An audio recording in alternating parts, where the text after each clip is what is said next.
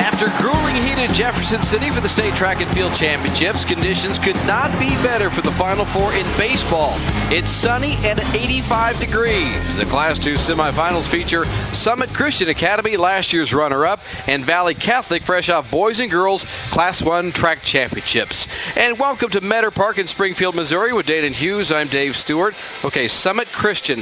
They played for the state title last year. Good news, bad news. They lost 20-4 in the championship game. Is that old news? That's definitely old news. They've been itching to get back to this position all year long. You can tell there's a lot of guys on this roster that experienced the highs and lows of last year in 2011, and they're looking to get that fixed. Athletically, Valle Christian had an incredible year. Football won state, track and field first, volleyball second. Does that success help here? It definitely does. When you talk to their coach, Coach Nager, you can tell that they are used to winning, and that's something that can matriculate onto the baseball field as well as other sports. The guys understand what it takes to work, and that's what they've been able to display on the field. Summit Christian Academy is finishing up their infield rounds. We are nearly ready for baseball. It's Class 2 semifinals. Valle Catholic and Summit Christian coming up next.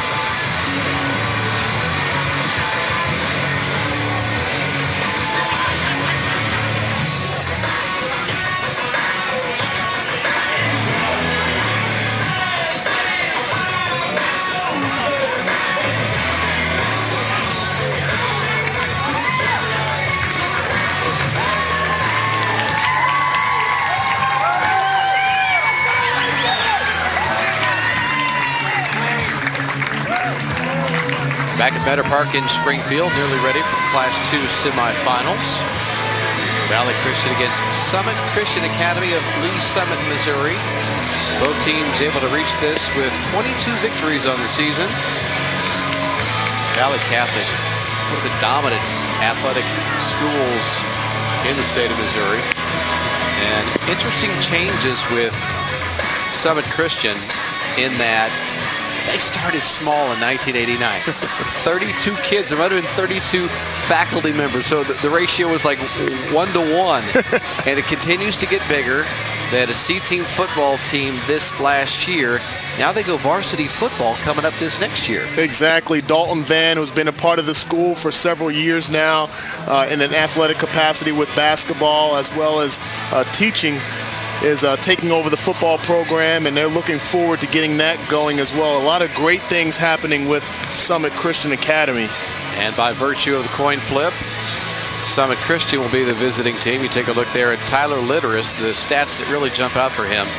48 innings, 48 strikeouts. Yeah, this guy's he has definite great control. He works well off the mound. He's a pitcher and not a thrower, and that's exactly what the Warriors have been able to utilize him as throughout this season. A 2.33 ERA and 48 Ks, like you said. And you saw the defensive formation and a big target at first base. It's an Eric Hosmer clone.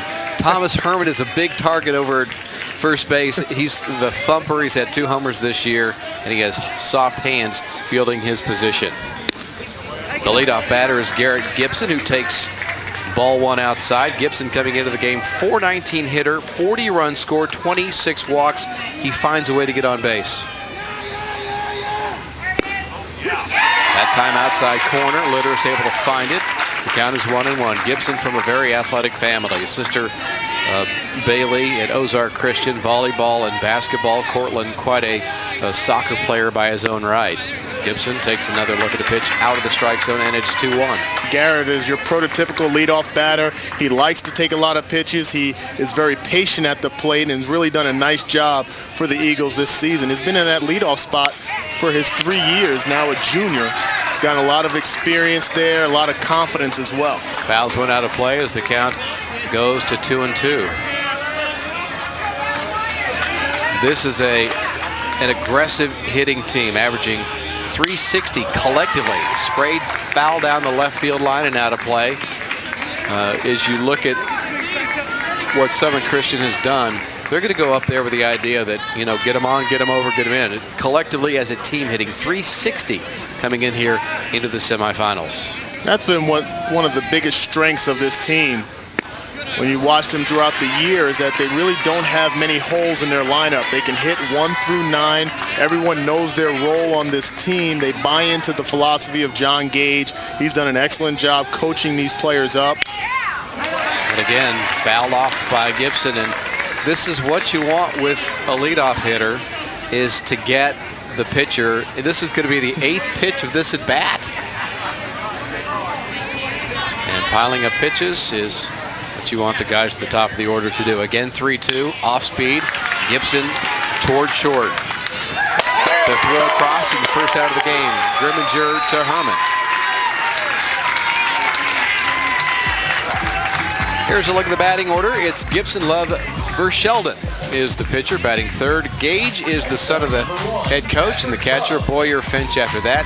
Tillma, Arisman, and Torrin Hughes. And full disclosure, Torrin Hughes would be your son, and you wore 30 in baseball, and son wears 30 in baseball. Yeah, I was able to brainwash him early and get him on the baseball field.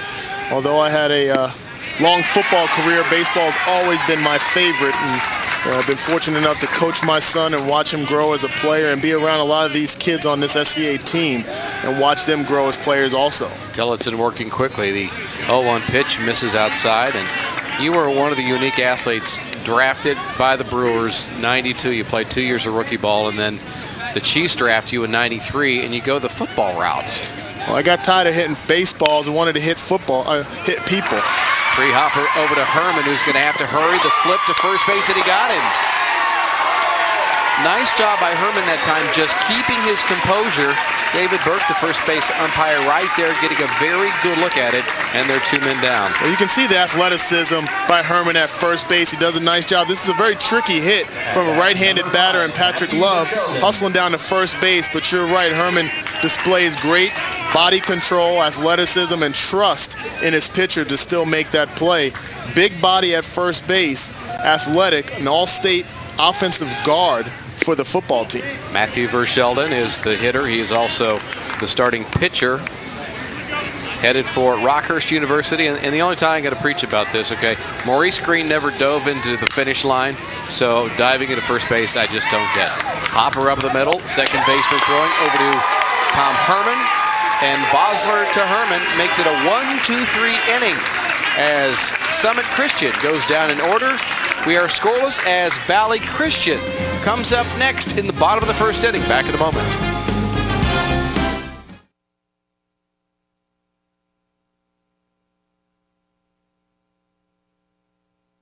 Readmitted after leaving the stadium. We hope you enjoy today's game and enjoy your visit to Springfield.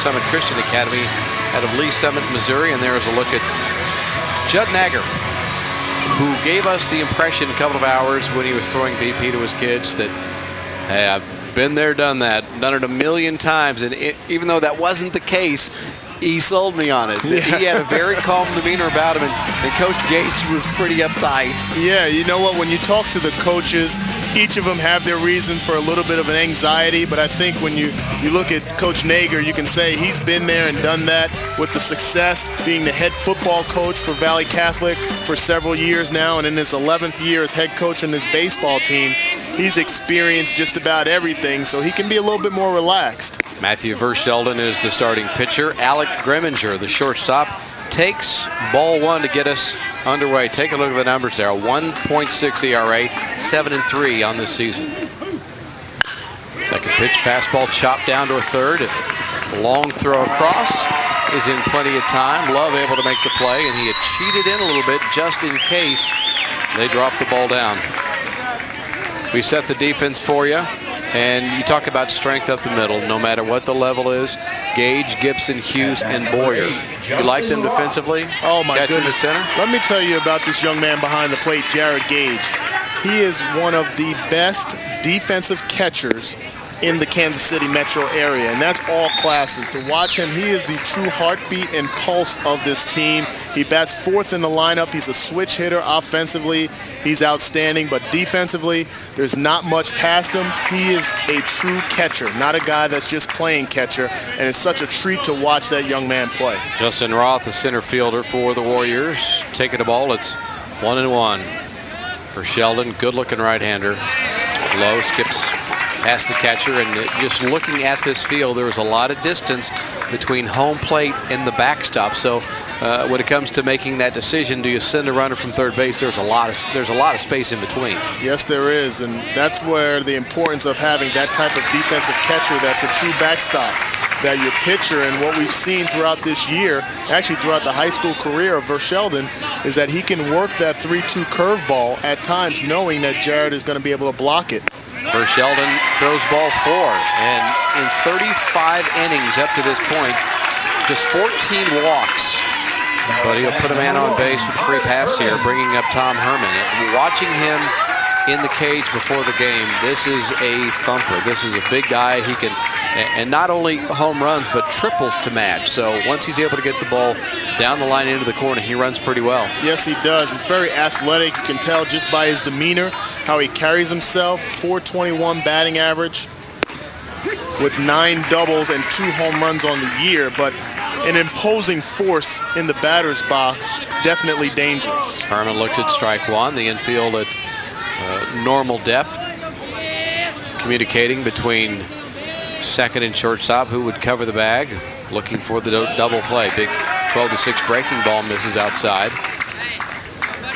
And that's an example right there. We talked about Jared Gage, where he's such a good defensive catcher. He receives the ball very well, and he allows a lot more confidence in his pitchers, where they can throw any pitch and not have to worry about them getting by or giving extra bases to the base runners. So you can be a complete pitcher, and it's often undersold the importance of a catcher who can block the ball behind the plate. 2-1, Herman back in.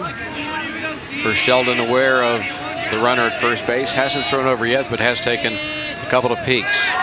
Now the runner is going, and Herman toward the gap in right center field, and able to close the gap and get it as Boyer. And that's going to be a double play. Nicely played. The runner was going. Herman hit it hard, and Summit Christian turns the double play the tough way. We are scoreless after 1 inning at Meador Park in Springfield.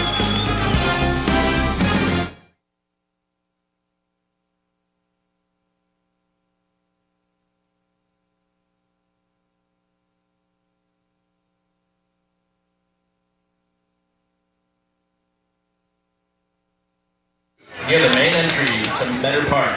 Check out their ad in the program or visit them online at www.photoglyph.com.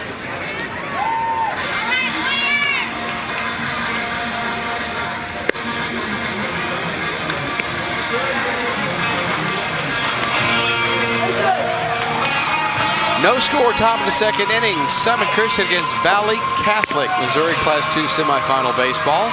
Glad you are with us on a beautiful play, and the runner was going as Tom Herman blasted one, and Dana, you talked about how good he is.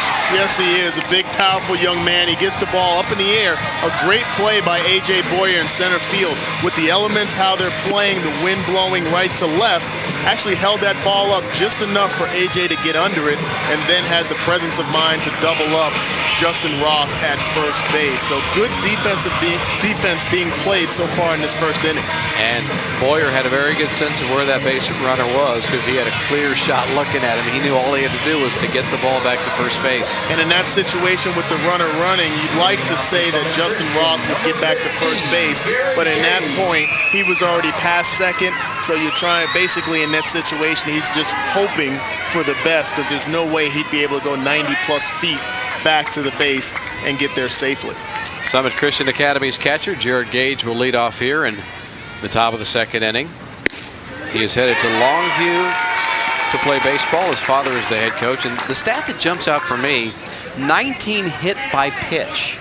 He is a guy. Does he lean over the plate, or did guys just try to knock him off the plate to take that inside part? They try to get on inside part against him, but he does a great job of owning the batter's box. And I coach baseball, been coaching for 8 years, and I try to let the players know that the only place you have offensively that you can own is the batter's box. If the pitcher wants to come in there, he has to come in at his own risk, and J-Rod does an excellent job of wearing that pitch when it's working inside. He's a switch hitter as well, Dave, and really has power on both sides of the plate. Well, Litteris can't get him to chase on the 0-2 pitch outside, and it'll be 1-2. Our leadoff batter here in the second inning wraps a curveball around the plate. The count goes to 2-2. Very disciplined at the plate. He's just an overall baseball player, and I think you talk about athletes, you talk about kids that play baseball. He is a guy that comes to the park. He does his studying, he does his homework, he's on the internet. He's doing everything possible to get an edge and to help his team be successful. Very impressive young man. Okay, I'm not picking on him, but you said you've coached for 8 years. I see guys with 2 strikes and they're still on the end of the bat. They don't choke up much. Is that just old school me? Yeah, I think at times it's about comfortable. It's about comfort, and more times than not, you'll see the smaller guys that should choke up and drive the ball opposite field. I think more about it, the positioning on the plate, is that you want to take away the outside part of the plate, and that's what you see with Jared. Very disciplined. He knows the zone. Basically, the best player on the field, or the only player who should know the zone as well as the catcher, is the opposing catcher, and Jared does that. Litteris on 3-2 again, and he got hit. Hit by pitch number 20 of the season. And that's exactly what we were talking about earlier. The pitcher, when he throws the ball in your batter's box, that's you. And Jared doesn't flinch. He doesn't have to move. That's a misconception about being hit by a pitch. The pitcher came into your box, and you own that box. He wears it and gets down to first base. He's done an excellent job of that all year long. Well, part of it too, it's 3-2, so it's ball 4. Exactly. So there's really no great decision for the home plate umpire. And in that situation, you got to give credit to Jared also, because he doesn't have happy feet. He doesn't. You see players that like to bounce around in the box. He has the same approach and the same discipline every pitch, every at-bat. And they're able to courtesy run for the catcher. A.J. Boyer, a 405 hitter, looks at strike 1.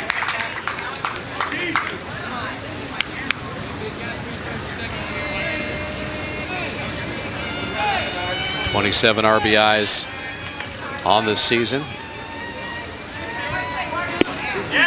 Swings, misses on the bunt attempt. And the runner has to hustle to get back to first base. Now he's in hole 0-2.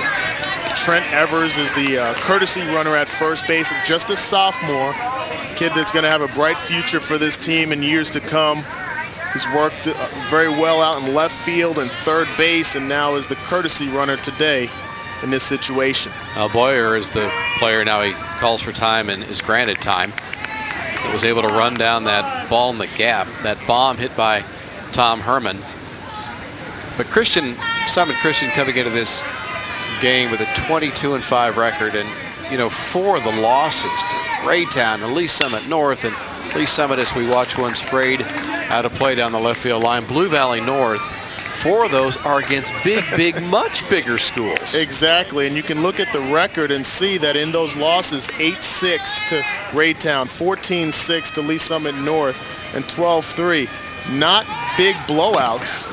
They were in the ball game, and then late in the ball game, they kind of gave up a few extra runs. But I think that's a credit to John Gage, because he's been that type of coach to instill confidence in his team. Litterst again throwing and very close, but a safe call there. Evers has a very generous lead at first base. Gutsy lead for a courtesy runner to come in the ball game. That's just kind of the confidence that is exuded by the players there. Make the pitcher think about you on the base pass more than he's thinking about the person at the plate. Runners going 0-2, and that one is fouled away by Boyer. They had something going. And most likely you can hear the wind whistling in our headsets. The wind has changed over the course of the day from right to left to straight in, and now it's back across the field toward left field. I'm not saying that it's blowing out necessarily, but it's blowing toward left across the field. Definitely adjusting just about every half inning. We have to look up at the flags. Again, 0-2 off speed, and he got him looking. Great pitch by Tyler Litterist. You can see he comes back with 2 strikes, has confidence in throwing his curveball. Good composure on the mound, and gets A.J. Boyer on his front foot. Can't hold up on the 3rd strike. Excellent job and presence by Litterist. Strikeout number 49 on the season in his 50th inning. So that's not unexpected. Jonathan Finch, the left-handed, the left fielder, is up and takes a look at strike 1. Now you're seeing Litterist mixing up pitches very well, working that off speed early in the count, having the confidence to come back to it late, not being predictable on the mound.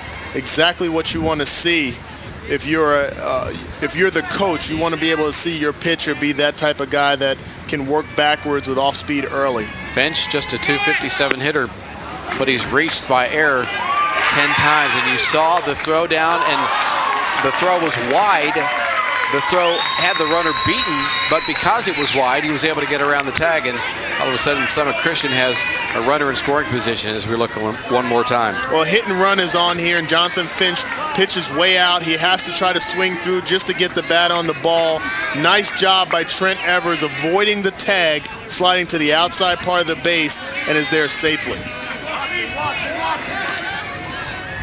0-2 Evers trying to get a lead at second. He's able to watch the second baseman. Off-speed pitch, fouled straight back. So we've seen some pretty good battles between Litterist and these Summit Christian batters with 2 strikes. Very disciplined at the plate. That's a nice job by Finch there, staying in, staying with his weight back on the curveball and fighting and fouling it off.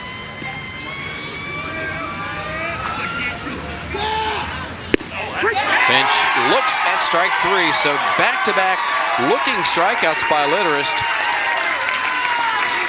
That time paying the outside corner. Nice job, a great location on the fastball. You can see Finch is a little bit off the plate in the batter's box in his approach and positioning, and Litterist makes him pay with the fastball just on the black.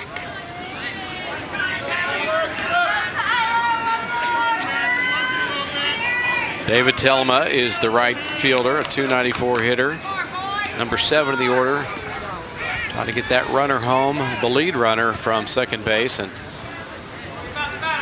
pitcher Litterist will step off as the pinch runner has to scamper back. Tilma's been hot as of late. Really is coming to his own as this season has moved on. He's been a right fielder. He's a guy that could be the first guy out of the bullpen. Good strong arm from the outfield, but offensively he's come through with some clutch hits.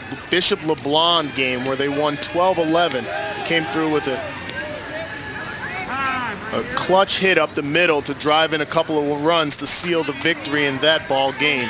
Well, Litterist wants to have a quick word with his catcher Stoll, and the outfield is very, very shallow for Tilma and shaded toward left, so there is a pretty good gap down the line in right and in right center. Exactly, and I think that's the positioning, the right positioning, Dave. You talked about the wind and how it's shifting from right to left.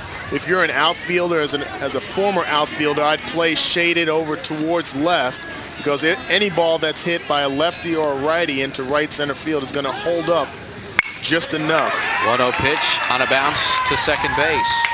Over to Herman, side retired. Summit Christian will strand a runner at second base. We have played 2 innings and we are still looking for a run. Scoreless in Springfield.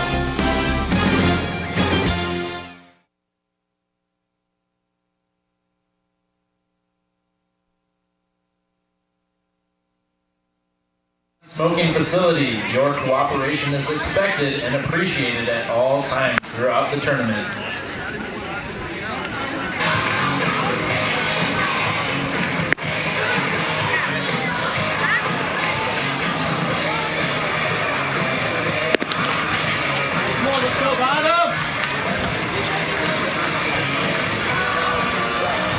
Back at Meador Park in Springfield with Dana Hughes. I'm Dave Stewart. It's the bottom of the second inning. Valle Catholic getting ready to come to bat. It'll be the 4, 5, and 6 hitters. Alex Rollhouse, Tyler Litteris, the pitcher, and Evan Lauer, the left fielder, after that. Very impressive numbers for Valle Catholic when you look at their offensive production on the season. Rollhouse, who's due up first at a 406 batting average, and 406 for the pitcher Litteris, and just up and down. It's so refreshing to see high school players with those type of numbers, guys that swinging the bats, that are having success when they put the ball in play. Valle Catholic having lost just 4 times over the course of the year, nothing since Farmington back on May the 4th. They didn't lose back-to-back games all season long. Rollhouse is the third baseman. How to get something started here. Makes a bid toward right field. The ball knocked it down, and it's handled easily by Tilma. 1 out. As you saw that ball come off the bat, it looked like it was hit harder and it had a chance to drop in the gap. Go back to what we talked about the wind factor, with the wind blowing towards left field. Took a little bit of heat off of that ball and allowed David Tillman to make the easy catch. Now Litteris is the pitcher. He's a left-handed batter and a 406 hitter coming into the tournament, which is not surprising that you're going to see in many cases your pitcher, one of the best athletes on a team, somebody you want to keep in the lineup to hit. You're exactly right, and you can tell that Litteris is a righty off the mound but swings lefty. Shows that he's a good athlete, ambidextrous in some aspects, has 20 RBI on the year and 4 triples. That's just good parenting, though, to get him to hit on the left side. Not going to lie. 1-1 check swing, didn't mean to do it. Down to third, and across, and it's out number 2. Love handling that easily. Nice job by Patrick Love. A little bit of a tricky ball that had a kind of a side spin, cue ball spin down to third base, but he secures it, and a nice strong throw to first base. We're seeing both of these pitchers having a lot of success mixing in their curveballs, not being predictable at the plate. A couple of batters getting out on their front foot, not very quality swings, and a lot of the credit has to go to Verschelden and Litteris by keeping the opposing batters off balance. This is Evan Lauer, the left fielder, looking at strike 1. Now the count's even at a ball and a strike. Lauer with the .315 batting average, has 4 doubles on the year, solid defensively out in left field. Sheldon with a little bit of a hesitation in his delivery, which every pitcher's different. Yes. There's no 2 guys alike. The key is, whether it's pitching or hitting, is being able to repeat it. And it's very interesting because when you look at Matthew Verschelden, it kind of reminds you of what the Japanese style pitchers, where there's a lot of hesitation in their approach and in their windup, and he mixes it up well. He actually got called for a balk against Bishop LeBlond, And it was pretty weird because it got called for a balk, not coming from the stretch, but from the windup with the guy on third base, which I've talked to many umpires, and none of them have ever made that call before. And when you watch his windup, you can't justify making a balk call with him, with his hesitation and how he approaches in every single batter. 3-2 pitch, fouled off. Lauer able to stay alive, and Brad Porter at Metro Sports has done a number of stories on some of the great baseball players at Rockhurst University, and draftable players and players who dominated at that level. If you get recruited to Rockhurst as a pitcher, you got something going on. There's a shot to second base. Hughes takes it on a bounce and across. And again, it is 6 up and 6 down. Another perfect inning. And we're still looking for a hit. We're still looking for a run as we go to the top of the third inning here in Springfield.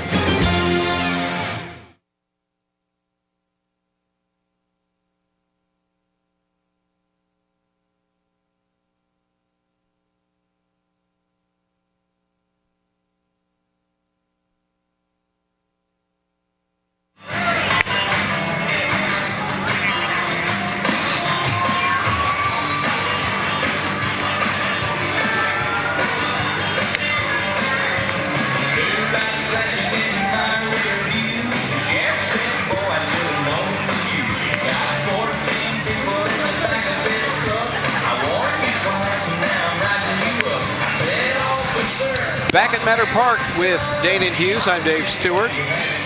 Top of the third inning. Fans enjoying a terrific day for baseball.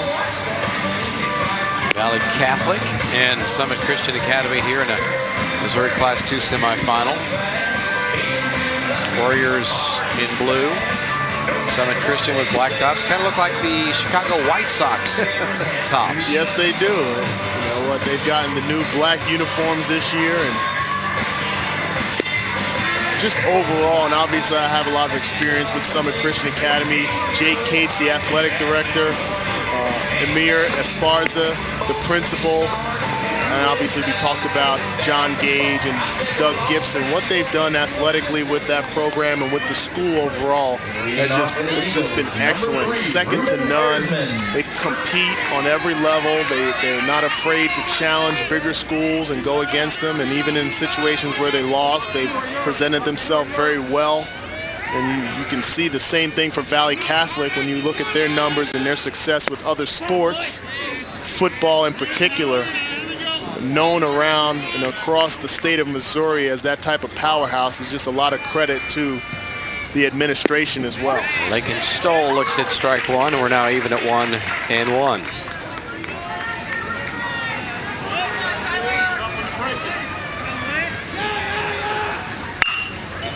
Up the middle. That's not going to be a problem. Gobbled up, thrown over to Herman for the first out of the inning.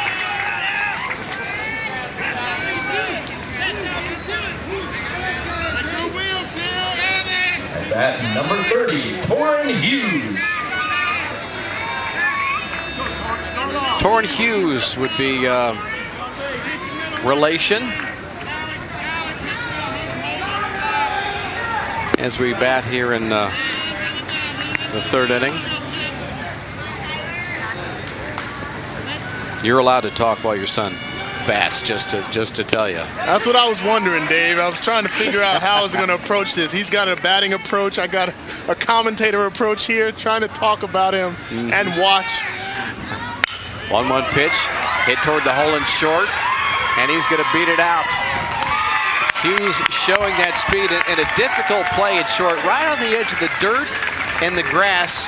And Grimminger was in that tough spot on trying to be able to set his feet. And Hughes, with his speed, beats it out. Very tough play at shortstop by Grimminger. You can see good cut by number 30, Torrin Hughes, hustling down to first base. Gets there just in time. A nice job getting things going for the first hit for the Summit Christian Eagles. Hughes will dive back in. And the ball is slapped out of bounds as Garrett Gibson will bat for the second time. His first time up was a ground out to short. Hughes at first base with one out here in the third inning. Torrin's been the #9 hitter for this entire season for SCA, and you know as well as I do that #9 hitter is just an extension of another leadoff batter, and he and Garrett Gibson really complement each other very well. 0-1 Gibson that time with a good eye to watch it just miss the corner. It's 1-1. Yeah, unless you're Ned Yost and he likes to bat a slow catcher in the 9th spot, but that's another discussion. Yeah. But I'm with you on the thought that the 9-hole hitter is another leadoff type hitter. Gibson again, watching. 26 walks on the season, and he's ahead in the count 2-1. Coming into this ball game, 20 stolen bases, a .426 batting average. Torrin Hughes goes back sliding every time he gets off the base, and many of these base runners go back headfirst slide on pickoff moves to protect their face, turn their head towards right field. Good pitch in on the hands of Gibson, and a long throw across. Herman stretches, but he beats it out. Another infield hit, and Summit Christian has something going here. First and second with 1 out. Alec Greminger at shortstop has done an excellent job, has great range, and if you look at his body, it doesn't look like he has as strong an arm as he does, but 2 balls fired over to first base and just a little bit short of getting both Hughes and Gibson out at first base. Very impressed by that young man at shortstop. 2 very tough plays that he almost made. Patrick Love with a chance to drive in a run. Looks at strike 1. Love grounding out first baseman Herman, who had to flip to the pitcher covering. As first and third base will play in, they are on the edge of the grass and sneaking in here with first and second 1 out. Love looks at a high pitch, and it's 1-1. You have to be careful here, because in a defense situation, you can recognize, like you said, Dave, with the first and third baseman in, you can have a double steal between Hughes and Gibson on a fake bunt. If the third baseman crashes, there's no one there to cover third. Defensively, you have to be careful about how you wheel play against bunts. Well, they yelled bunt. Now a long throw down to second, but Hughes able to get back safely. And the count is 2-1. And that's exactly what happened. You see Alex Ralhouse at third base. He crashed just a couple of steps and then retreated back to third base. Nice defensive play and positioning. So many wheels going mentally over the course of a game in so many different scenarios that you have to be prepared for all the possibilities. 2-1. Love drives one toward right center, but the wind knocks it down for out number 2, and the runners have to retreat. Throw into second base. Hughes is standing there with 2 outs now.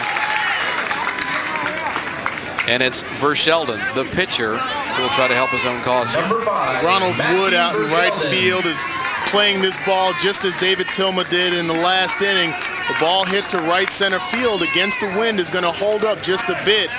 In normal circumstances, you'd like to believe that ball would drop for a single, but a nice job by Wood of reading the ball. What you teach your outfielders, Dave, is that when the ball is above the bill of their cap, you need to retreat, and when it's below the bill of your cap, you can come in and get it. It's kind of, I remember Frank White also talking about ground balls in the infield. If it's hit before the pitcher's mound, you come get it. After the pitcher's mound, you can wait on it. There's just techniques about the game of baseball that make it so special. Breaking ball low and away. The count's 1-1 for Sheldon. Grounding out to second his first time up, back to the first inning. The outfield is a little bit deeper than they have been, shaded toward left. Again, they give him the right field line and a big gap in right center. And it's fouled down the line. Herman, with his back to the infield, will run out of room. Crashing into the fence.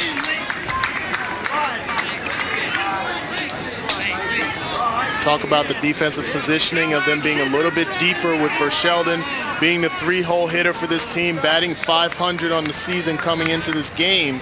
Have to be careful about his power, but at the same time, with 2 outs, you want to teach your outfielders not to allow anything to get behind them. Well, not a bad guy to be up here with 38 RBIs on the season. Gage, 46, the cleanup hitter. In a 1-2 count, 2 outs. And he looks at a ball just outside, goes to 2-2. That's a good location on a 1-2 fastball. You don't want to make it too appetizing against especially a Matthew Verschelden. But it's a nice job by Litterist working the outside part of the plate, trying to get them to dabble. 2-2 outside pitch. Breaking ball, fouled out of bounds, out of play. And again, good plate discipline we have seen. Them laying off some of the borderline pitches and do everything you can to fight for your life and get another pitch that is hittable. Exactly, and Litterist is doing a nice job of working both sides of the plate, but he's getting up there in the pitch count, and part of that reason is because of the discipline of the Eagles. Twos are wild, and strike 3 is called on the inside corner. Verschelden not crazy about the call, but strikeout number 3 for Litterist, who gets out of damage. Summit Christian strands 2. We are still scoreless in Springfield.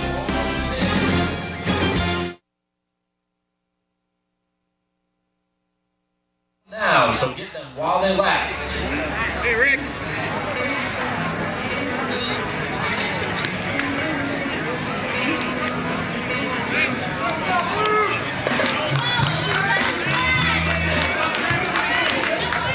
We have the administrators from both Summit Christian and Valle Catholic come up to the press box, please.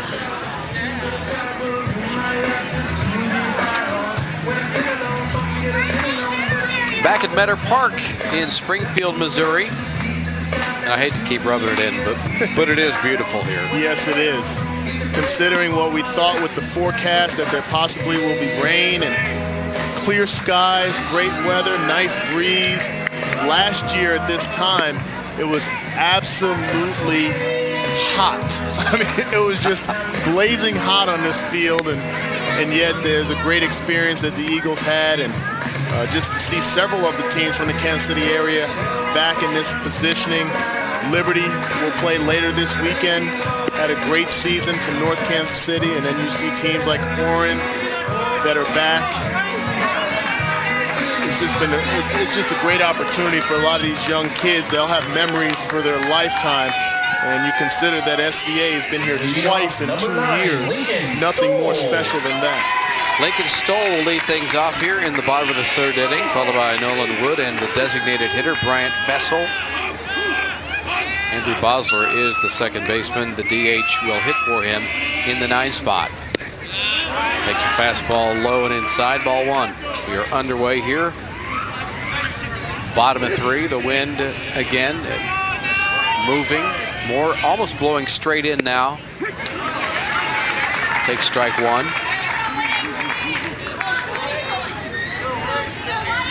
So we're going to keep an eye on the wind and let you know, which will affect the way the coaches position the outfielders in particular. Taking a look at strike 2, Lincoln Stoll is in a hole. We talked about Litterist and his ability to work both sides of the plate, good location, and Verschelden is taking the same page out of that book. Grounds 1 slowly toward Gibson at short, bobbles, throws strong and across, and he gets the out. Gibson able to stick with it, and it's a thick grass that the fielders are going to have to be patient with it, because it is going to knock the ball down a little bit. And that's a great job by Gibson, attacking the ball, using his feet to get closer to the ball and closer to first base to make a hard play a little bit easier with the quality footwork. Nolan Wood, the number 8 hitter, looks at a ball way high over his head, and it's 1-0. We're in the bottom of the 3rd inning. Glad you are with us. This Missouri Class 2 semifinal game. Hit well down the line in left, but goes foul by 4 or 5 feet. And it's 1-1. A lot of real estate out down the lines. Talk about the dimensions of this park at Meador Park. 350 down the line is pretty deep. Center field, not very deep, but with the higher wall, makes it a little bit deeper for a shot to be hit out there. But 350 down the line, that's bigger than a lot of major league parks. Breaking ball stays up. Yeah, down the line, yeah, straightaway center, just 380. And it's in the air towards center field. Boyer is there and squeezes it for out number 2. 8 up, 8 down. for Verschelden. First time through the order. And the DH, Bryant Vessel, number 12, Bryant Vessel, will hit next. This is a young Valle Catholic team. They've got 3 seniors, 2 juniors, 5 sophomores, and 8 freshmen. So Coach Snacker's got to be excited about some of the possibilities. There's a ball hit toward center, toward right field and dropping, but Tilma able to stay with it and make the catch. So it's been 3 perfect innings, Danon. And the player who made a nice grab is able to have a smile for the work that he did. And we're coming back.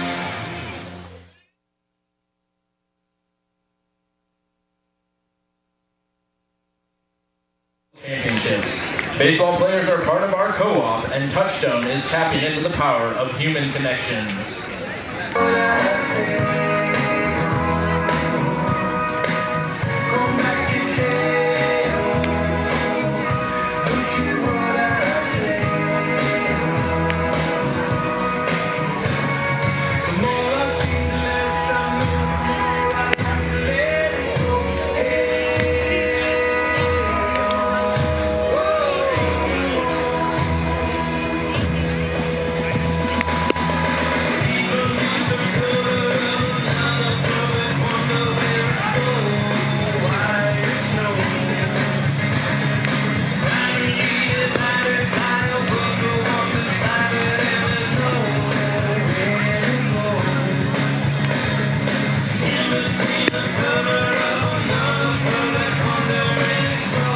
Played 3 innings, and we're still looking for a run. It's the top of the 4th inning. Summit Christian against Valle Catholic. And it'll be the heart of the order for Summit Christian. Gage, Boyer, and Finch. 4, 5, and 6. And I would think Valle Catholic doesn't hate the fact that Gage comes to bat with nobody on base. Exactly. That kind of works in their favor, right? And his first at bat, he got hit by a pitch, but did a nice job of working the count to a 3-2 count before that hit by pitch. So good plate discipline that we're seeing on both sides. Verschelden is challenging and pounding the zone against Valle Catholic. And they're putting the ball in play, and defensive plays are being made by Summit Christian. And conversely, Litterist is working the plate, and the SCA Eagles are just forcing him to pitch more per batter than he'd like to. Good fastball that time, foul out of play. And one thing that we've seen Litterist do so far is change some of the arm angles from first pitch to the second pitch. And he's buckled a few batters because of that, especially coming from the right side. He throws that slider that starts out inside and actually at the body of the right-handed batters. And we saw Jonathan Finch buckle early on. Austin Boyer struck out and got fooled on that as well. And Matthew Verschelden in the last inning. Gage was hit by a pitch back in the 2nd inning on a 3-2 count, and there's a ground ball toward left field, and it gets through for a base hit. Good at bat for Jared Gage there, and we've seen this, the 3 hits by the Summit Christian Eagles. 2 of those hits have been opposite field hits by left-handed batters that are staying in the zone. 2 strikes, you can see, keeps that front shoulder closed, drives the ball outside location by Litterist. He drives it between the third and shortstop gap. Textbook hitting for Gage. Well, another opportunity for A.J. Boyer to try to move the runner. Evers is the courtesy runner for the catcher. Sitting at first base with nobody out, and drops down a bunt, hits it foul and out of play. Remember, the last time in this situation, Trent Evers was at first base, tried to swipe second a couple of times when Litterist and Boyer were battling each other. Same situation where Boyer could not get the bunt down. And this time he's being called on to do the same job again. Boyer, the first strikeout of the day, looking. And again, he'll try to bunt. High breaking ball, spins out of the way. And one of the best pitches from a pitching perspective in a bunting situation is something up in the zone, because most likely you're going to pop it up. up in the zone and off speed is great, and the reason why is because you give your defense more time to get in and field that bunt as opposed to a fastball. Third baseman way in. Herman has to hold the runner. Time is called.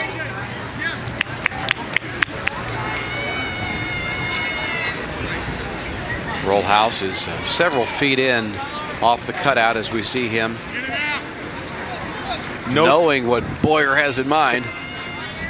No threat at second base to take third, so Rollhouse can take his chances in. Now what that does is if there is no bunt here for Boyer, he actually has a bigger gap between third and shortstop to drive the ground balls in, where we've seen all three hits I should say by Summit Christian go that direction. Fastball just does miss the strike zone, and it's 3-1.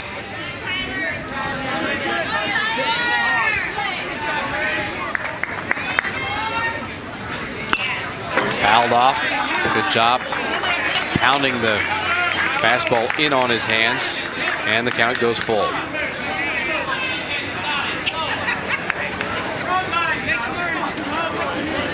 Boyer with a long look down at his third base coach for the sign.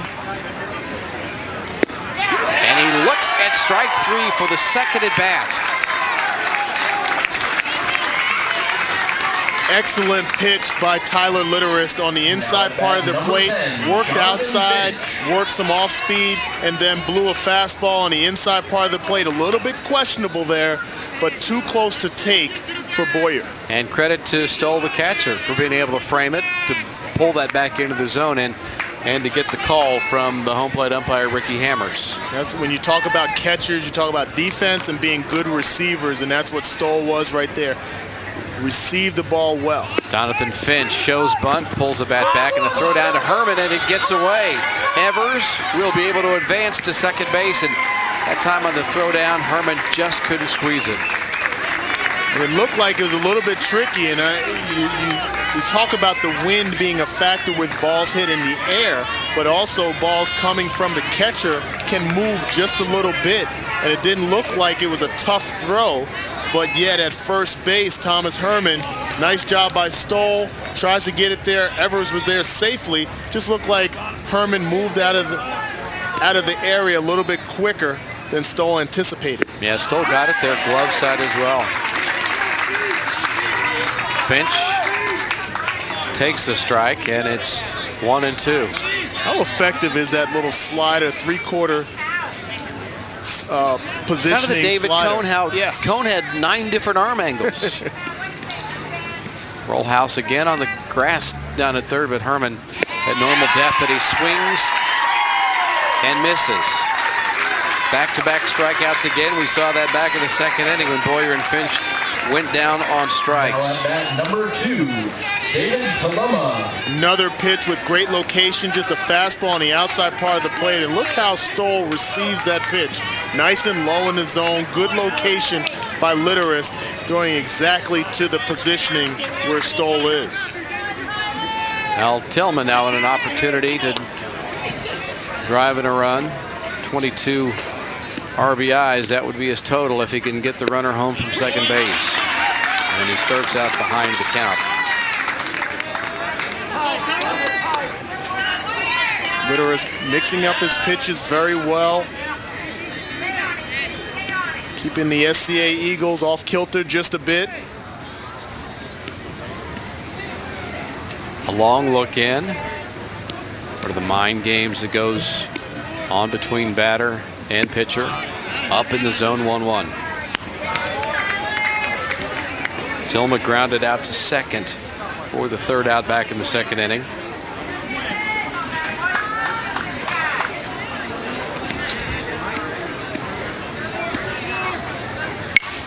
Foul out of play, and the sun may be a bit of an issue for the right fielders as this game goes on with a 4 o'clock start and the sun works its way down in the west. The players on the right side may want to pull out the pair of sunglasses. They may need it. Yeah, use the sunglasses, your glove, your hand, obviously the bill of the cap, whatever it takes to shield the sun, but it definitely could be a factor as we move on.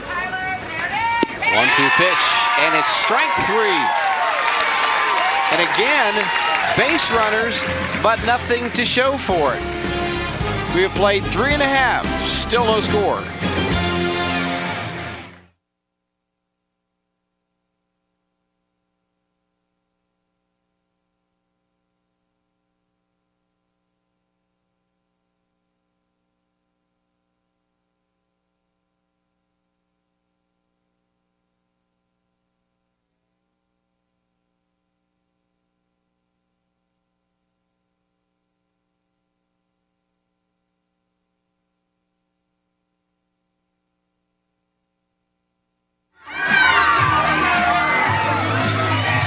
Bottom of the 4th inning, and we're back at Meador Park in Springfield. It's Missouri Class II semifinal baseball.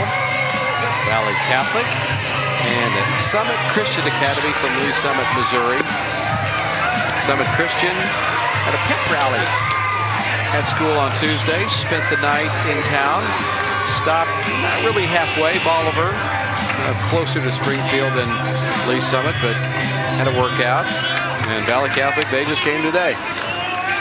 There's all sorts of ways to do it, and you can't say any of them are right or wrong. Exactly. There's no method to winning in either case, but the Eagles trying to maximize this opportunity for not only the players on the field, but for the students and the faculty with the pep rally, and Valle Catholic coming their own way and doing it their own way as well.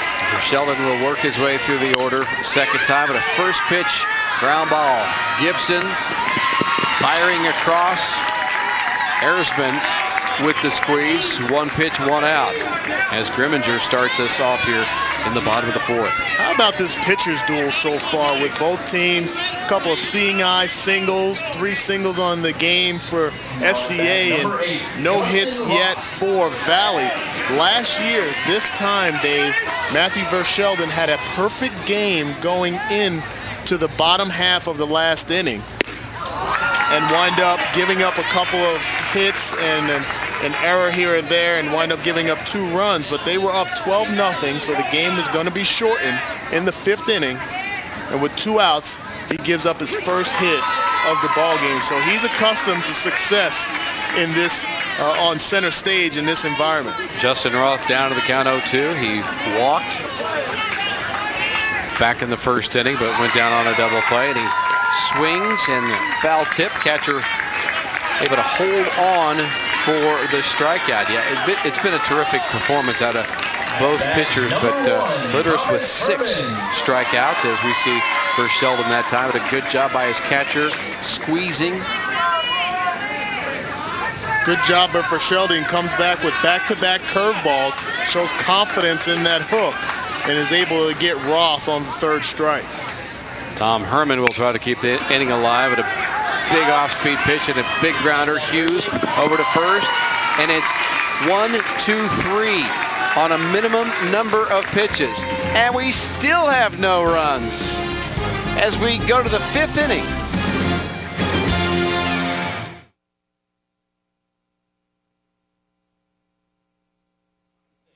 With an agent from Farmers Insurance, you don't just get insurance, you get ready. So get to know a Farmers agent today. Call 800-FARMERS or visit farmers.com for auto, home, business, or life insurance. Farmers Insurance, because ready feels good.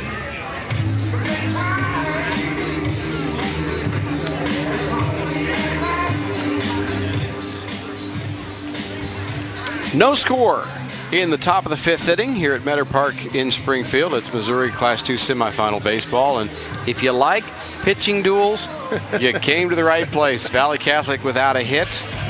To this point, Summit Christian has 3, but a couple of the infield variety as we take a look at the great work done by both guys on the mound, Dana. Well, you can see Tyler Litteris really working location well, drops down into that 3/4 arm slot for the slider that's been very effective in this game. Fastball location on the outside part of the plate has really done a nice job and has buckled a few of the Eagle batters with that slider as well.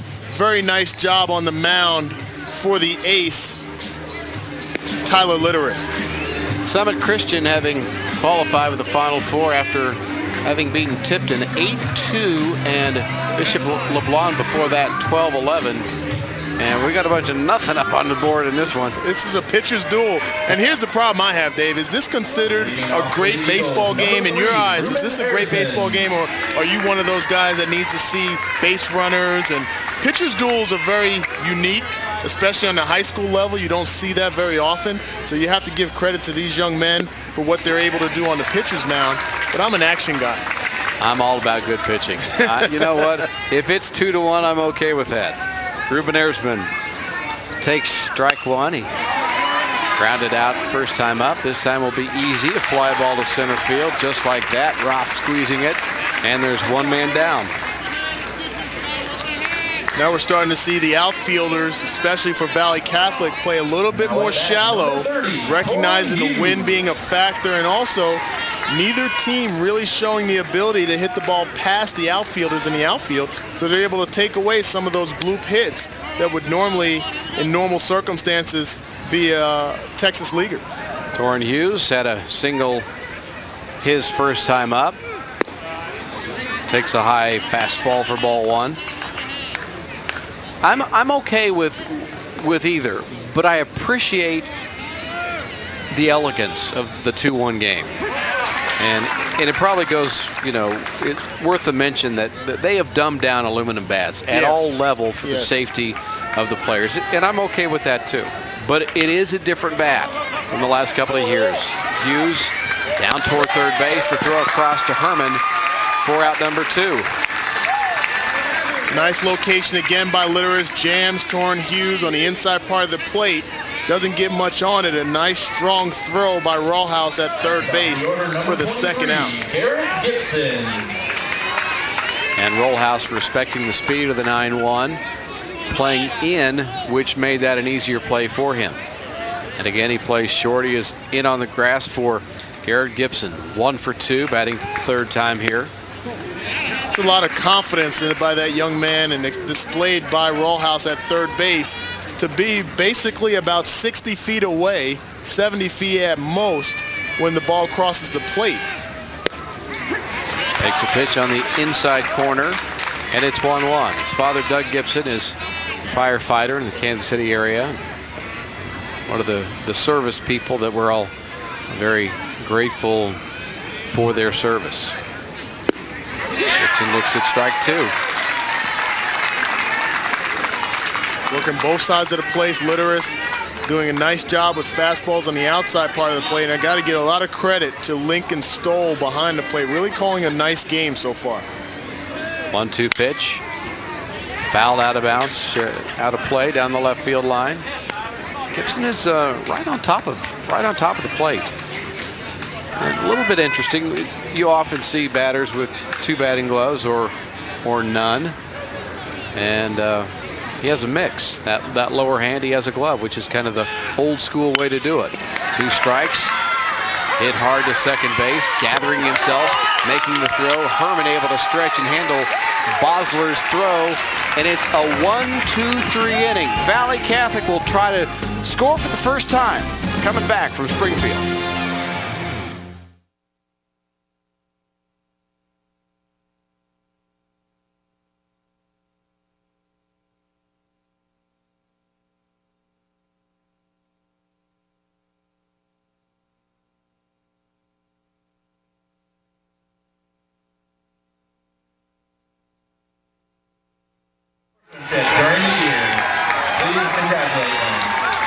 Back at Meador Park in Springfield with Dane and Hughes. I'm Dave Stewart. I love the look at the board. Danon's not crazy about it. He would prefer that it was 8-8 and there'd been 6 pitching changes. Yeah, I don't know about that much, but I'd like some more action. But you have to tip your cap to the pitchers. Matthew Verschelden, Tyler Litteris really doing a nice job controlling the game from the pitcher's mound. Part of me really enjoys this, Dave, but another part of me, being an offensive guy, both in football and baseball, want to see some action in the field. But you can't say enough about 2 pitchers, center stage, all on the line, guys that are coming out, a junior in Litteris, a senior in Matthew Verschelden. He's been here before and doing exactly what you want to see your aces do. Here's the bracket that shows the teams able to reach the Final Four. Valle Catholic beating Twin Rivers to get to this game. Tipton went down last time against Summit Christian. The game coming up, South Callaway and Clever High School. Alex Rollhouse will lead things off here in the 5th inning, and he takes strike 1. See how effective Vershelden is because he has control today of that curveball. He can start off the batters and have complete confidence in throwing it 1 or 2 or even 3 times in a row just to get a little bit, add a little bit more bite to his fastball when he decides to come back with that. Rollhouse flew out his only other time up. Takes a fastball high, and it's 2-1. Now, you talk about the job these two starting pitchers have done. 1 walk, a hit batter between them, and a bunch of strikeouts, and 3 hits total. Rollhouse that time reaching for something out of the zone, off speed, and it's 2-2. Nice changeup by Vershelden. He has 3 pitches in his repertoire: a fastball, 4-seam fastball, and then great movement on his change and curveball. Chop foul.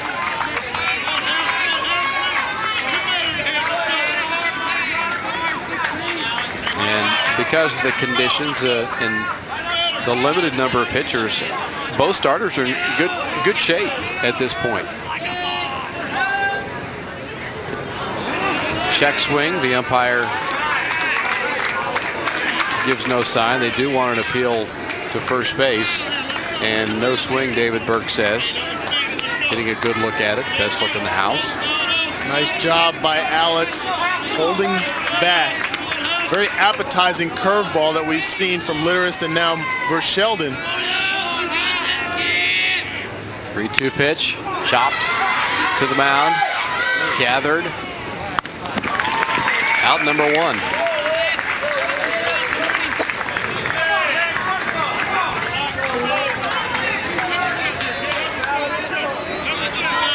at bat number 20, Tyler Litterist. Tyler Litterist has did a great job on the mound. He has a chance to help himself here. Grounded out to 3rd. Back in the 2nd inning. Sheldon hit him on the foot. Hit him low. We have a base runner. See Litterist a little bit frustrated in that situation. Wants to be able to hit, swing the bat, try to help his cause here. And here's a curveball that just gets away from Vershelden. Works down and in. Right off the toe. Right off the toe. Tries to move out of the way. And, you know, I'm a strong proponent of a guy that owns the batter's box, that stays in there, doesn't move his feet. It's a fine line between wanting to swing the bat, and in this situation with the pitcher's duel, Dave, I think that's a smart move. Anybody for Valle Catholic that can get on base, they should be happy and take it. Yeah, you'll take a base runner of any kind in a situation now like this. Number 15, Evan Lauer. When Valle Catholic has yet to get a base hit against Vershelden to this point, but they do have a man on base here with 1 out. And the batter, Evan Lauer. Grounded to 3rd, and it gets by. Love cannot make the play. The courtesy runner able to go to 3rd base, and the first hit of the game sets up a situation of 2nd and 3rd with 1 man out and a chance to take the lead. This is a nice job by Evan Lauer. .315 batting average coming into the game with 4 doubles. Gets his 5th on a fastball on the inside part of the plate with Patrick Love playing in on the grass. Just could not get to his right to make that play and create 2nd and 3rd with 1 out. Well, that was one of the circumstances where you're playing up on the corners. If he's at normal depth, even with the dirt, then you make that play. But because he's in anticipating the bunt, the ball was just able to get past him.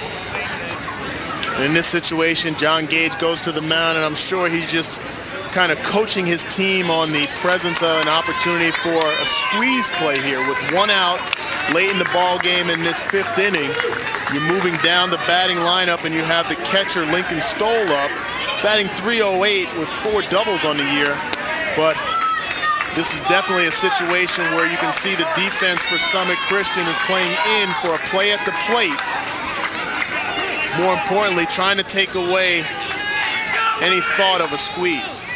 Third on the team in RBIs coming into the tournament with 20. Luke Wheeler is the pinch runner down at third base. He was able to hustle from first to third on that chopper down the line. The two-base hit by Evan Lauer. And the infield plays in for the play at the plate. Ball is in the dirt, blocked nicely, kept in front. Jared Gage, another nice job behind the plate all season long. Pretty much all his career, been a great defensive catcher on those balls in the dirt. We talked about it earlier about the confidence that you have as a pitcher, knowing that you have a catcher back there like him that's going to help you out when you have an errant throw. Now you know the line about adding 100 points to your batting average with the infield in. Hit to Gibson, and he'll bring it to the plate. And he's out. Gibson throwing a strike to Gage at the plate, and Valle Catholic denied the first run of the game. Gibson able to extend and make a strike throw home. All-conference soccer player, great athlete, and Garrett Gibson is able to make the play, scramble to his feet. Great job of blocking the plate, applying the tag by Jared Gage for the second out. Defensively, the Eagles can now move back into their regular position and play for the third out with first and third and 2 outs. And it's up to Nolan Wood with 2 men out, runners at first and third. The play for Gibson is, first of all, you got to be able to get to it, bounce up, right yourself, and make a good throw to the plate. It was a manageable throw, and then the other part of that is Gage has to make the tag and hold on to it. 0-1 to Wood. Reaching, not expecting that, and it's 0-2. Excellent job defensively. Look at the numbers offensively for Summit Eagles, but defensively is not pictured. That is what's been the recipe for this team. And now the snap throw to third, and it gets away. Versheldon had the runner between first and second, didn't throw, snap throw to third, the ball gets by Love, and a run comes home to score. Luke Wheeler, who was out of the plate, this time Evan Lauer covers the final 90 feet. This is a nice job by Judd Nager, coaching his players up to get in the pickle at first base, trying to entice Versheldon to pick him off at first, get in a rundown and score the run. He does a nice job up until that point and errantly throws the ball to third unnecessarily and gets an error to get the first run of the ball game for the Warriors. Everything was right, Dave, up until that throw. He walked back the runner, lived for another pitch. You have 2 strikes on the batter. You know Judd Nager and his Warriors are trying to figure out a way to get that runner across the plate. Yeah, you haven't been able to hit him, so you've got to try to manufacture a run, and they do. Ball fouled out of play, first base side. Nice hustle by Jared Gage. And you hate to see this type of game, and we talked about action and what constitutes a good baseball game. This was a good baseball game, and you hate to see an error be a factor in this type of game with the first run scored in that fashion. But if you're the pitcher, you have to forget about that and not allow that insurance run to score from second base. Hit up the middle, bounces off the mound, crazy hop, but Gibson stays with it and throws across to Erzman for the third out, but damage is done. Valle Catholic gets the first run of the game as we go to the top of the 6th inning, 1-0.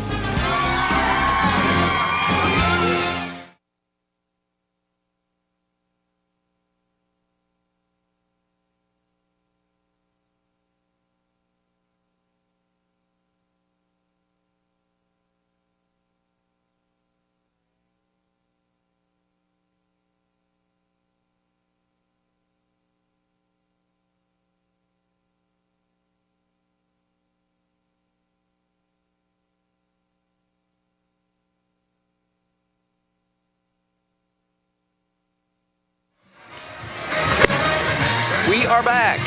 Meador Park in Springfield with Daniel Hughes on 1-0. We finally got a run. Valle Catholic able to take the lead.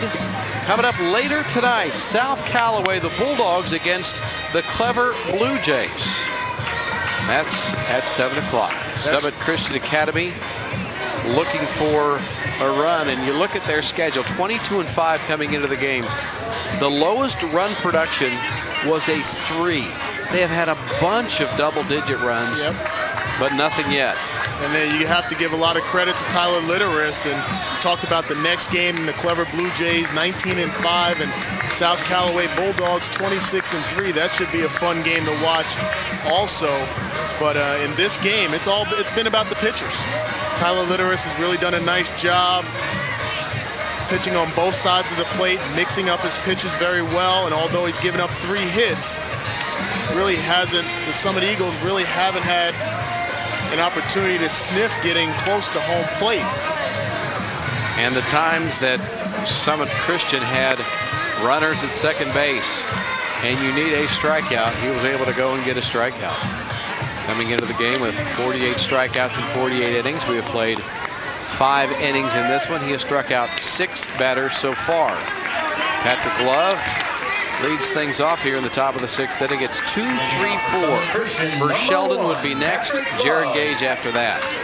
After watching a majority of the Summit Christian Eagles baseball season, I would like to say that Tyler Litterist is probably the best pitcher that they've faced this entire year. A guy that is not going to be very overpowering, but good location, and that's credit to that young man right there. His location has been impeccable, really hasn't made any mistakes. Grounded hard to third and a nice play. And the throw across to Herman for the out. Rollhouse doing a terrific job. Otherwise, that's a 2-base hit down the line. Exactly, a mirror image of the play that went past Patrick Love at third base. Good reaction, athleticism by Rollhouse at third. Inside fastball, Patrick hits it where it's pitched. Nice job of athleticism right there. Good strong throw to first base for the first out by Alex Rollhouse. For Sheldon batting for the 3rd time. Ground out to second. And a strikeout looking so far. Fouls the first one out of play, right field side.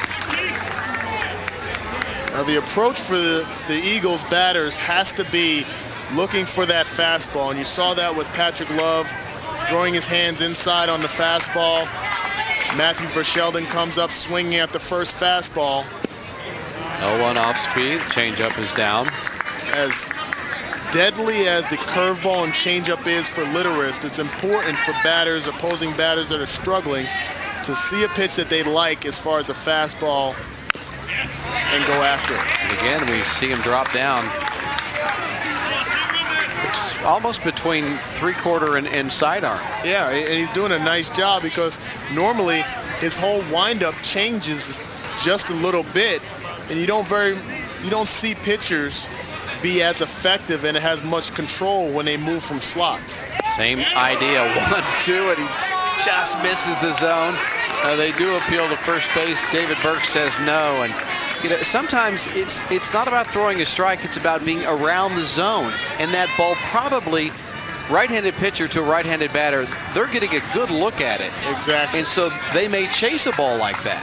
And in that situation, and you talk about positioning in the batter's box, what I've always been taught and tell kids that I coach, when you have a pitcher that's not going to be overpowering with his fastball, you want to move up in the batter's box. Ground ball to second, bobbled, but recovering in time. Bosler able to throw to Herman, and it's 2 up, 2 down, and Summit Christian is running out of time. Next at bat, number 15, Jared Gage. But if there was a guy who could change things with one swing of the bat, it's Jared Gage. Defensively, you see the Warriors moving back just a little bit. The wind not as much of a factor as it has been earlier. Still picking up a little bit from right to left. But Gage really does a nice job of hitting to all fields.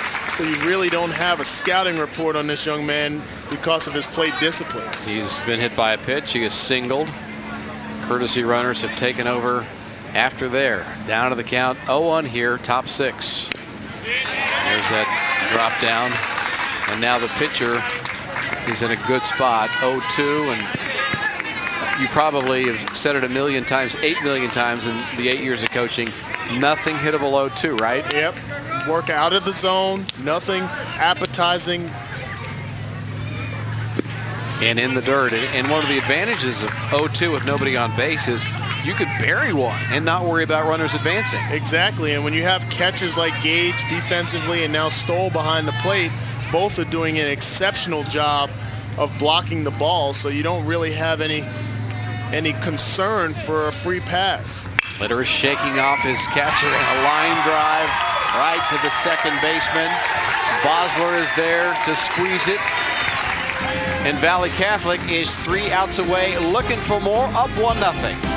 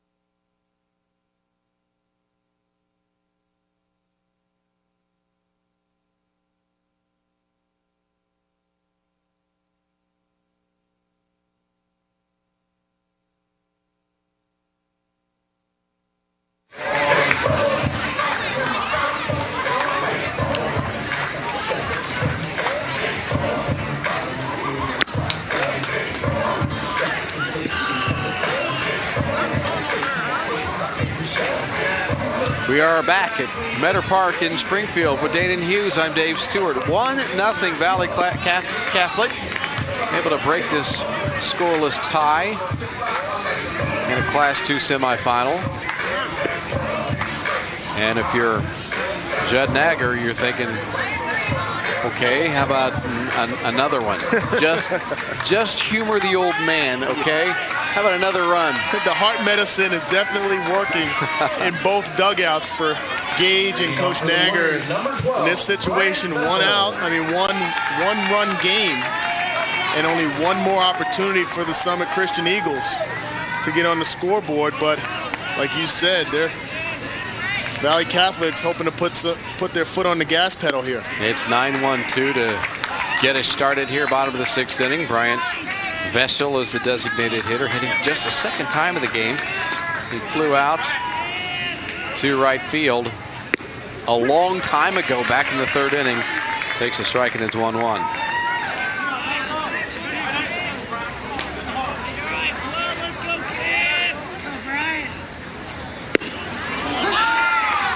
One and 2. He bats in this order. Andrew Bosler, the second baseman, does not. There's a Junie Bosler, Kellen Bosler, assistant coaches on this staff. And he looks at strike 3. Vessel will have a seat.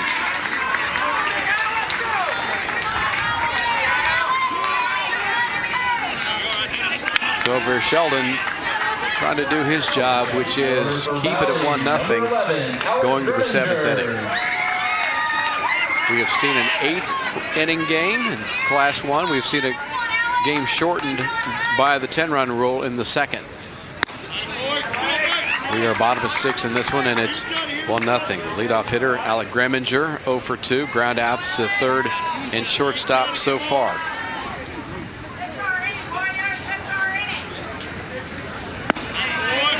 Takes a fastball, a little bit low. Greminger is one of 2 players back for this team from 2011. The only player that played in the field defensively for the Warriors in 2011. Tom Herman, the first baseman, was in the batting order, but that just is another bit of credit that you can give to Judd Nagger and his staff and what they were able with the turnover that they had from 2011, being this type of team. They won a state championship in Class 2 in 2009, lost in 2007 as a Class 1. 3-1 pitch misses, and he walks the leadoff hitter. So Greminger will go down and now at bat, number 8, Justin Roth. Look at a situation where they might just bring down the head coach's blood pressure a bit. Coach Nagger motioning signs. Will they try to move the runner, hit and run? Will they try to bunt as Justin Roth digs in? walk and a strikeout so far. The runner is off and going. The low throw to the plate and a high throw to second base, and the runner, Greminger, will keep it right there. Good job that time by Boyer to cover the ground and make sure that runner doesn't advance. It's a nice job by Greminger at first base. His 26th stolen base on the year. So you had to have a feeling that in one of the first couple of pitches he'd be trying to swipe second. Don't be surprised about him trying to go to third as well. Gage is a very good defensive catcher, has a very strong arm. Matthew Verschelden's a little bit slow to home plate. If Greminger has the green light, he might try to take third. Well, after striking out Vessel to begin the inning, throwing strikes have been a problem. And there is strike one to Roth. 2-1 is the count. 1-0 is the score. Valley Catholic looking for another. They won the Missouri football championships in Class 1. A 13-1 team beat South Shelby in the finals, 49-7. And a bad hop gets by Love at third base, and they'll send. Now they hold him. Nagler thought about sending the runner, but the batter, Roth, will move to second base, and it's second and third, one out. 2 runners in scoring position. Love almost got eaten up on that hop at third. This is a tough play for Patrick Love, playing a little bit in from his corner position. Takes a high bounce that goes over his left shoulder. Just could not make the play and keep it in the field of play on the infield. A nice job by Jonathan Finch out in left field, quickly to relay the ball in. Now you have a dangerous hitter. In this situation, Dave, do you walk Tom Herman, a lefty versus righty? Breaking ball misses. Or just not give him very much to hit in this situation. He has put the ball in play in both of his at-bats. Well, the pitcher at this point is able to work out of the windup, and Herman scalded one his first time up. It turned into a double play. Boyer making the catch in right center. Now they're going to go ahead and not mess around with Herman, put him on first base. And that's the smart play right there with Herman, lefty versus righty. Good power hitter with the infield in. Now you're in a situation where you can run defensively. Your corners, Patrick Love and Ruben Erzman at first base and third. Corners in for a play at the plate. Middle infield with Gibson and Hughes back in double play depth. Alex Rollhouse, 24 RBIs on the season. The fly out and a ground out. In a 1-0 game, bases loaded. Verschelden out of the windup, and he gets strike one. Working ahead in the count for the first time since striking out the leadoff hitter, Brian Vessel, to begin the 6th inning. We've seen a great play by Garrett Gibson at home on a ball hit with the runners in scoring position. Now the defense is back at double play depth.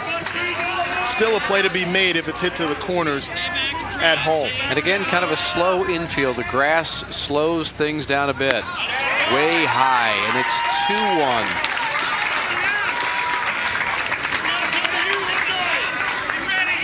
And I don't know if it was Verschelden knowing he was pitching to the number 9 hitter, but things changed when he got back to the top of the order for the third time. 2-1 pitch. Great stat. Tapped foul behind the catcher, and it's 2-2.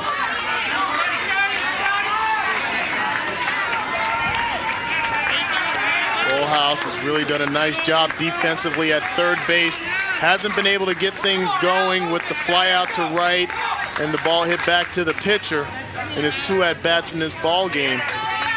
2-2 count on him. Looking to put something in play and make the defense make a play to get out. 2-2 pitch. Up in the zone, and Rollhouse can resist, and it goes to 3-2. Both teams will play tomorrow, but they both want to play at 4 o'clock in the championship game. That's the difference. Exactly right. And Rollhouse looks at ball 4 RBI, and it's 2-0. Valley Catholic by a couple. Good plate discipline by Alex Rollhouse. Third baseman, you can see a 3-2 fastball just on the outside part of the plate. A little bit close to take. But you can see Gage tries to frame it and bring it back in, but that was the right call. Tyler Litterist, who's worked at gym, will try to help himself here. He's been hit on the foot. He is grounded out to third. He is down to the count, 0-1. One out, bases still loaded in a 2-0 game. Scalded toward Gibson. To Hughes. Over to first. Double play. And Summit Christian turns the 6-4-3 to minimize the damage with the double play. But they need 2 runs to keep this going as we go to the top of the 7th.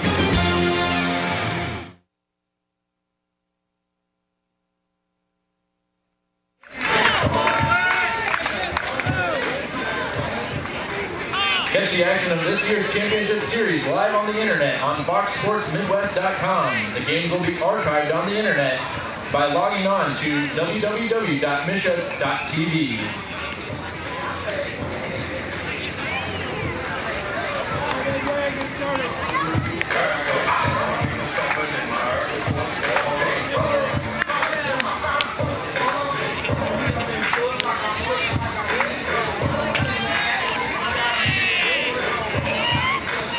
Catholic 3 outs away from going to the championship game in Missouri Class 2. They lead Summit Christian here in the top of the 7th inning.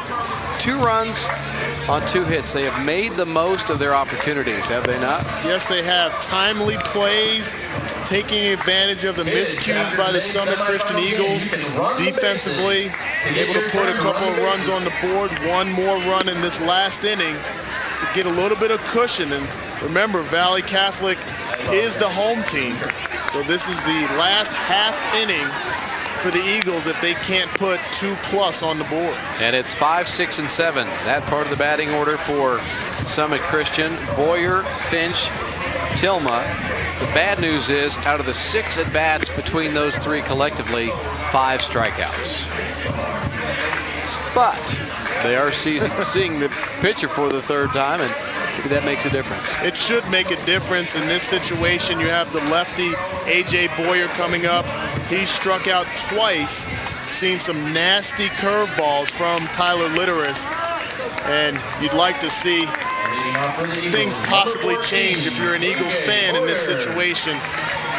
These 3 batters in their last at-bat in the 4th inning, strikeout, strikeout, strikeout, all looking. And credit to Litterist to take a shutout to the top of the 7th inning. First pitch fouled away, in that this is a very, very potent offensive team. Summit Christian, worst game of the year, scored 3 times. And they've yet to score here today in the semifinal.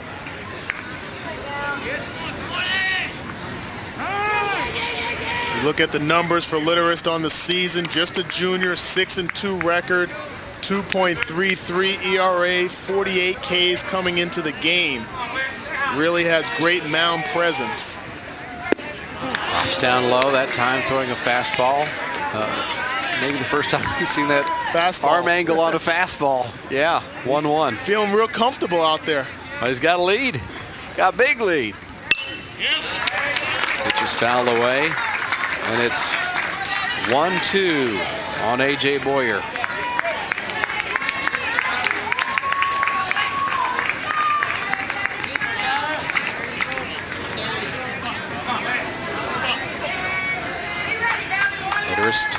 Working quickly, and there's that sidearm breaking ball, and it hits Boyer, and Summit Christian has something going with the leadoff hitter on base here in the 7th. This is a nice job by Boyer here. Again, the sweeping curveball from Litterist, working into the batter's box on the lefty. He does not have to move out of the plate, nor does he have to try to avoid getting hit. But let's be honest, your back leg, there's going to be a lot of pressure on it. It would have been hard for him to get out of the way. Exactly. Jonathan Finch hits now, representing the tying run. First pitch, fastball down low, and it's 1-0. Now in this situation, you'd normally see with a 1-run game, as it was going into the last inning, where Finch would probably be bunting. But with the need of 2 runs, No need for Boyer to try to steal second, nor for Finch to try to bunt. Probably taking until he sees a strike to put a little bit more pressure on Litterist. 2-0 is the count. Litterist understands the situation. Misses wide, and it's 3-0. Tilma is next. Ruben Ersman after that.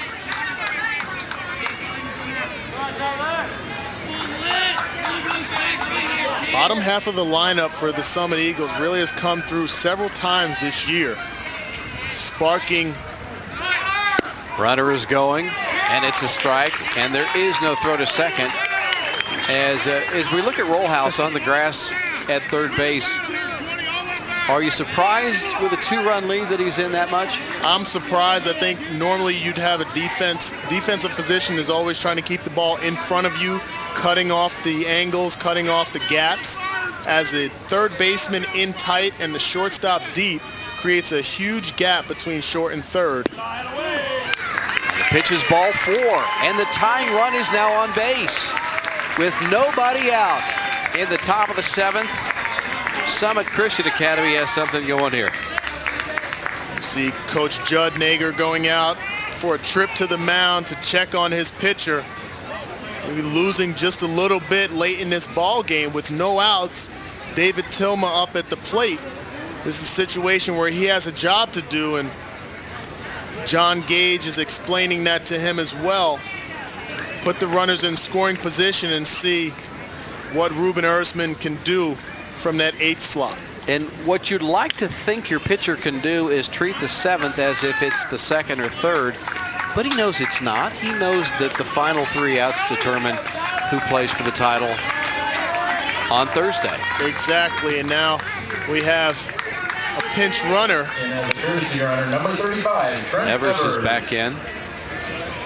Courtesy runner for Jonathan Finch. Evers a little bit more speedy, but here's the key. In this situation, Tilma has a job to do. You walk 2 runners on the base pass now, so in this situation, here's the question. Do you have Tilma bunt the first strike, or do you make the pitcher work a little bit more because he's had some problems finding the zone? Herman walks way in at first base as batter Tilma takes ball 1. And the danger there is some kind of a Maury Will slide your hands up and slap it past an infielder who's now 60 feet away from you. Grounded hard up the middle, steps on the bag, throw is high to Herman, but he's able to go up and get it. And the big first baseman using his size, and now there are 2 men down with the runner at third base. John Gage rolls the dice just a little bit with the not having Tilma bunt. I think surprises everybody. You can see the ball 4 to Jonathan Finch, puts first and second. But now you have a man on third with 2 outs. And Ruben Ersma. And a little bit more life. Batter, and it comes down to him. A little bit more life from Litterist on the pitcher's mound. Has a burst of energy with that first strike.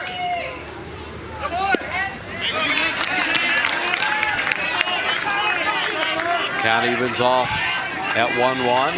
Batter represents the tying run. The runner at third.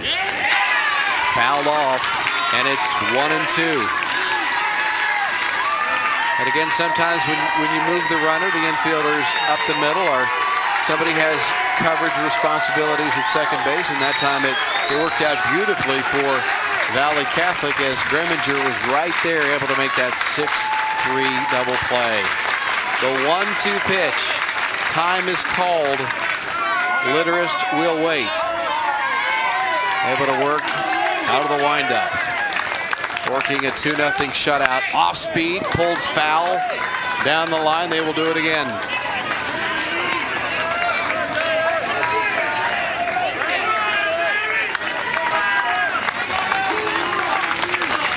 And it's a mental game right now. The batter has to sit fastball and adjust. Stay alive, 1-2. Way up high, 2-2. Litterist tries to rear back for that third strike in that situation. Twos across the board. Hughes in the on-deck circle, hoping there was another at bat for him. Fouled straight back. On the breaking ball, it remains 2-2.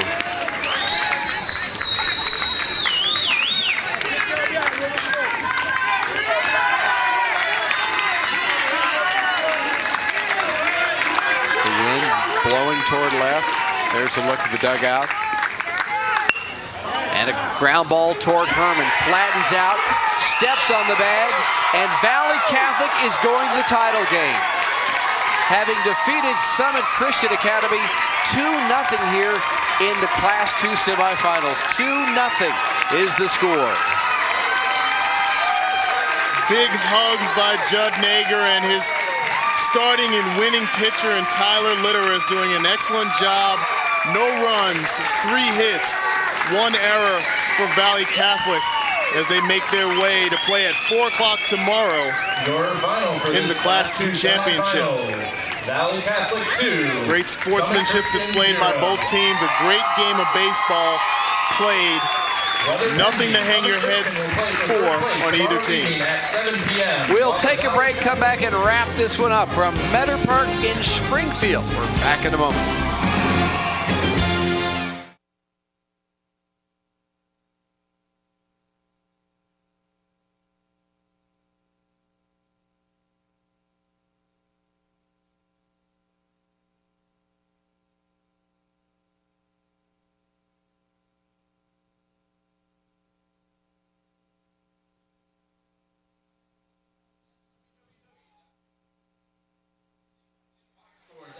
Of today's games. It's been quite a sports year for Valle Catholic. They were 13-1 in football, winning a state title. They beat South Shelby in the championships 49-7. Volleyball was second. Girls and boys track and field #1. The baseball team, Danon, has a chance to add another title, winning it in the semifinals, beating Summit Christian 2-0. Great game played by the Warriors. Defensive plays made. Quality pitching by Tyler Litteris. Excellent job on the mound, controlling the game, taking advantage of some of the mishaps by the Eagles to get their 2 runs on the board.